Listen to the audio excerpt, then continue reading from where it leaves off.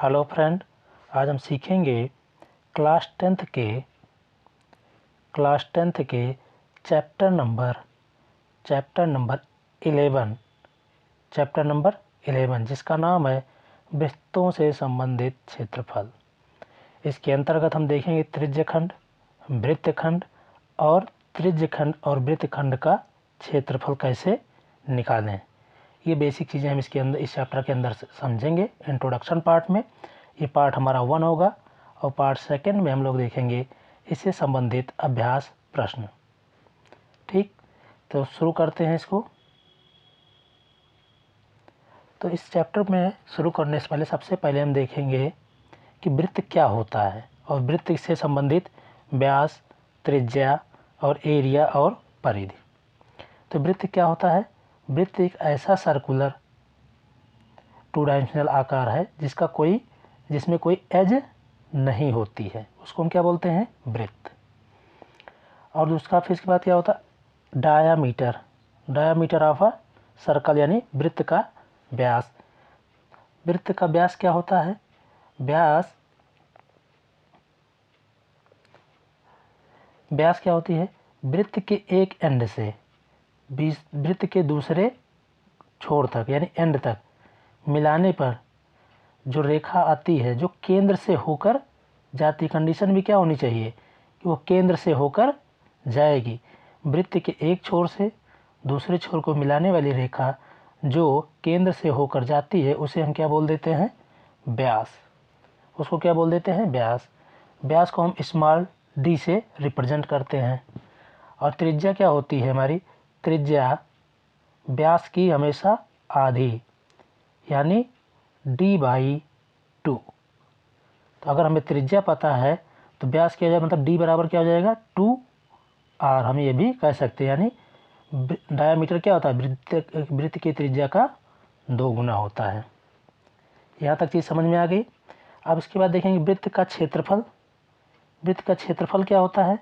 वृत्त का क्षेत्रफल होता है πr², जहाँ पर पाई का मान होता है 22/7 यानी 22/7। और r क्या है? r जो है वृत्त की त्रिज्या है, वृत्त की त्रिज्या है। इसी तरीके से सरकमफ्रेंस ऑफ अ सर्कल यानी परिधि।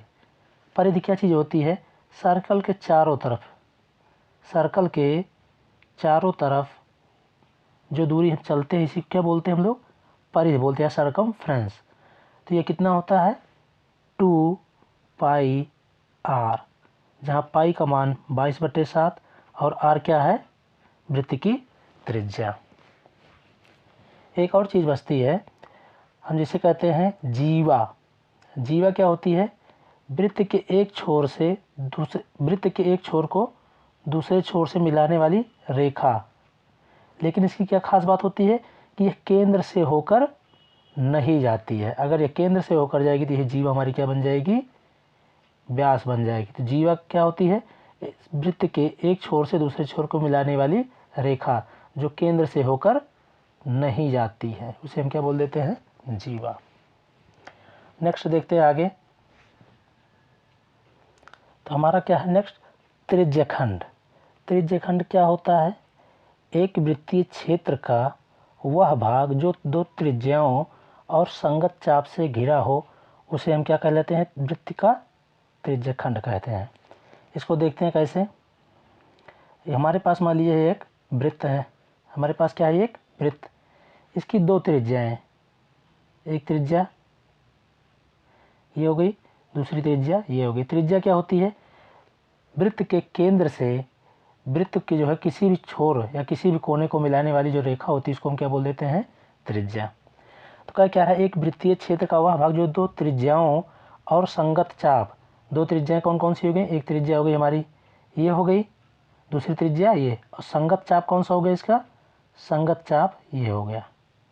इसको हम क्या बोल देंगे तब? ये हमारा क्या हो जाएगा? एक त्रिज्यखंड। ठीक, यहाँ तक चीज़ समझ में आई त्रिज्यखंड क्या होता है। अब इसमें भी 2 त्रिज्यखंड होते हैं। एक ये पोर्शन हुआ जिसको हमने रेड कलर से किया हुआ ये पोर्शन, इसको हम लोग क्या बोलेंगे? लघु त्रिज्यखंड।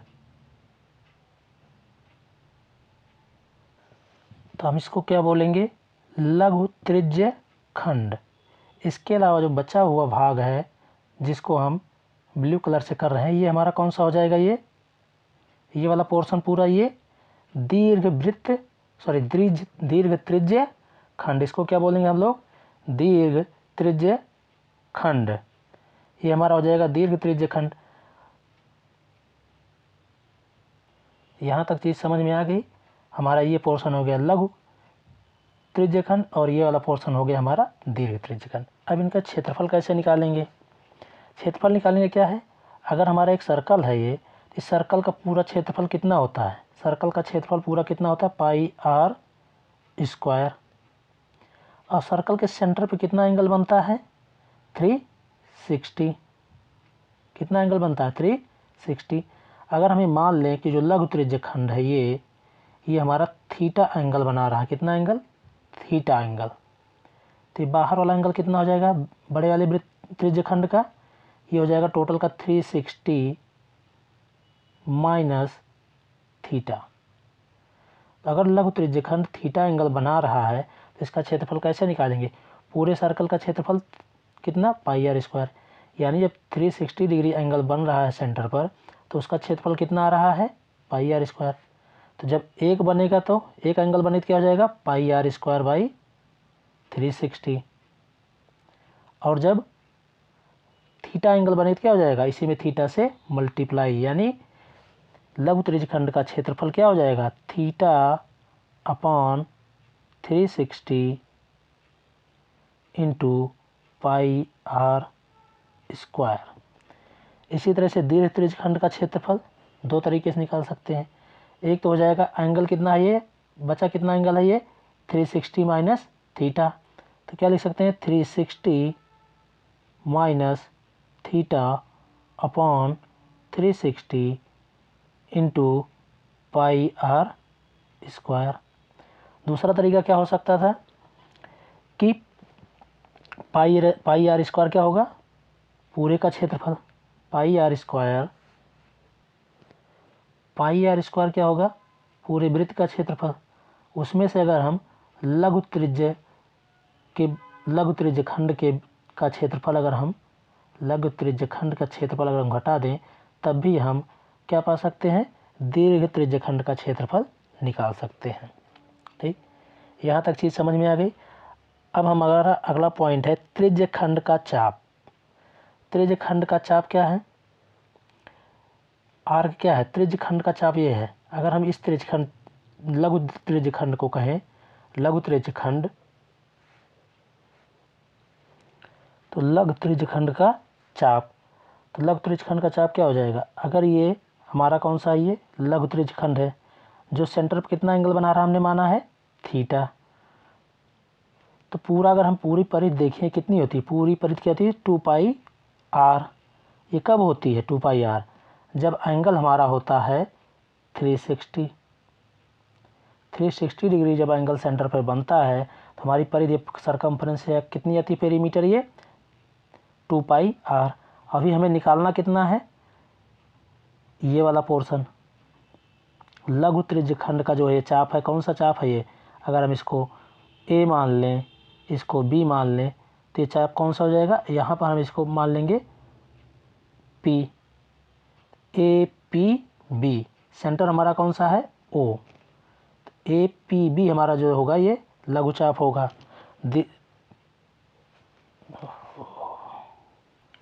सॉरी, हम लोग बात कर रहे थे अब तक लघु त्रिज्य खंड का। ठीक, तो यहाँ समझेंगे। तो पूरे का 360 पे है तो थीटा एंगल पे कितना है, theta upon 360 into 2 pi R. इसी तरीके से दीर्घ त्रिज्य खंड का चाप क्या हो जाएगा, दीर्घ त्रिज्य खंड का चाप ये पूरा होगा, इसको मान ले रहे हैं हम यहाँ पर कोई एक पॉइंट Q, तो हो जाएगा ए क्यू बी। इसका कितना हो जाएगा, 360 minus theta upon 360 into 2 pi R. यहाँ तक चीज़ें समझ में आ गई। अब हमारा नेक्स्ट पॉइंट होगा वृत्तखंड। वृत्तखंड क्या चीज़ होती है, एक वृत्तीय क्षेत्र का वह भाग जो जीवा और संगत चाप से घिरा हो उसे क्या कहते हैं? वृत्तखंड कहलाता है। तो इसको समझते हैं थोड़ा सा। एक क्या कहते हैं? वृत्तीय क्षेत्र का वह भाग जो जीवा और उससे, जीवा क्या चीज़ होती है? जो सेंटर से होके ना जाए, ये हमारी हो गई जीवा। तो क्या कह रहे हैं? जीवा और संगत चाप। तो हमारी जीवा कौन सी होगी? मान ले रहे हैं हम ए बी, और इसका संगत चाप अगर हमें चाप लिखना तो यहाँ पे एक पॉइंट मान ले रहे हैं हम पी। सेंटर हमारा ओ है केंद्र, सॉरी वृत्त का। तो हमारा ये पोर्शन क्या हो जाएगा? हमारा ये पोर्शन क्या हो जाएगा? वृत्तखंड। संगत जीवा और चाप से जो घिरा हुआ क्षेत्र है इसे हम क्या बोल देते हैं? वृत्तखंड। और संगत दो त्रिज्याओं और संगत चाप से घिरे हुए क्षेत्र को हम लोग क्या बोल रहे थे? त्रिज्य खंड। तो इसमें हम इसको क्या बोलते हैं? लघु वृत्तखंड। इसको क्या बोलते हैं? लघु वृत्तखंड। और इसको क्या बोल देते हैं हम लोग? दीर्घ वृत्तखंड। तो हमारा क्या हो गया? ये लघु वृत्तखंड और ये हो गया हमारा दीर्घ वृत्तखंड। यहाँ तक चीज़ समझ में आ गई। अब इसके बाद हम कह रहे हैं कि लघु वृत्तखंड का क्षेत्रफल। लघु वृत्तखंड हमारा कौन सा है? ए बी, जीवा से लेकर के ये जो परिधि ए पी बी है, ये है हमारा लघु वृत्तखंड। हमें क्षेत्रफल किसका निकालना? इस वाले पोर्शन का क्षेत्रफल निकालना, जिसको हम वाइट से कलर लाइनिंग कर रहे हैं। तो इसका क्षेत्रफल हम कैसे निकाल सकते हैं? केंद्र हमारा क्या है? Centre O. अगर हम यहाँ से सेंटर ओ से ए को मिला दें,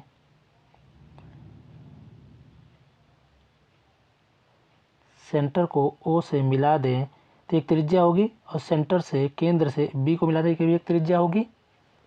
यहाँ तक चीज़ समझ में आई? ध्यान से समझना है यहाँ पर थोड़ा सा।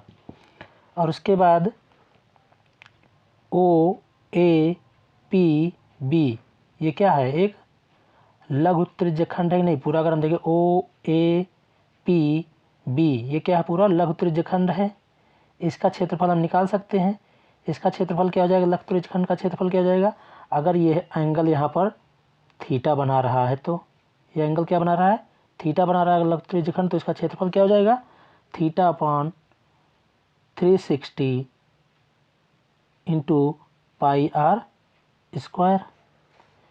इसमें से अगर हम इस कौन से, जिसको हम येलो से कर रहे हैं, इस ट्रायंगल का क्षेत्रफल अगर हम घटा दें, इस ट्रायंगल का क्षेत्रफल घटा दें, तो क्या हमें इसका क्षेत्रफल मिल जाएगा? इस वाले पोर्शन का लघु वृत्तखंड का क्षेत्रफल मिल जाएगा हमें? बिल्कुल मिल जाएगा। तो हम लघु वृत्तखंड का क्षेत्रफल क्या कह सकते हैं कि क्षेत्रफल, पहले पूरा किसका क्षेत्रफल? ओ ए पी बी, इस लघु त्रिज्यखंड का क्षेत्रफल theta upon 360 into pi R square minus क्षेत्रफल ऑफ किसका? त्रिभुज ओ ए बी। पूरे क्षेत्रफल में से ओ ए बी का क्षेत्रफल घटा देंगे तो हमें ए पी बी का जो है क्षेत्रफल ये वृत्तखंड का मिल जाएगा। इसी तरह दीर्घ वृत्तखंड का क्षेत्रफल क्या हो जाएगा? पूरे क्षेत्रफल में से पूरा क्षेत्रफल क्या हो जाएगा? पाई आर स्क्वायर माइनस क्या कर देंगे हम? पूरे क्षेत्रफल में से क्या घटा देंगे? लघु वृत्त का क्षेत्रफल, लघु वृत्तखंड का क्षेत्रफल घटा देंगे तो हमें क्या मिल जाएगा? दीर्घ वृत्त का क्षेत्रफल मिल जाएगा। पूरा क्षेत्रफल सर्कल क्या होता है वृत्त का? पाई आर स्क्वायर। ठीक, यहाँ तक चीज़ें कन्फर्म हो गई, समझ में आ गई। इसके बाद छोटी सी चीज़ और एक है जिसको हम समझ लेते हैं, जिसकी जो सहायता से हम लोग इस त्रिभुज का क्षेत्रफल निकालेंगे। तो क्या है वो? अगर हम मान लें कि एक वृत्त है जिसका केंद्र क्या है? ओ, और केंद्र ओ से एक त्रिज्या इसकी ओ ए, दूसरी है ओ बी, और ए बी क्या है? एक जीवा।